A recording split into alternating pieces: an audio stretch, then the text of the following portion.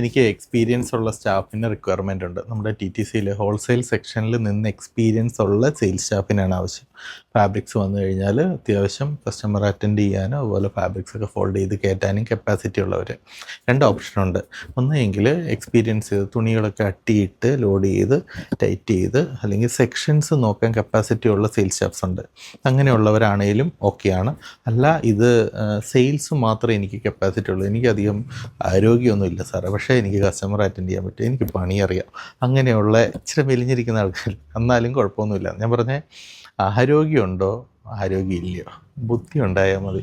എനിക്ക് staff requirement ഉണ്ട്.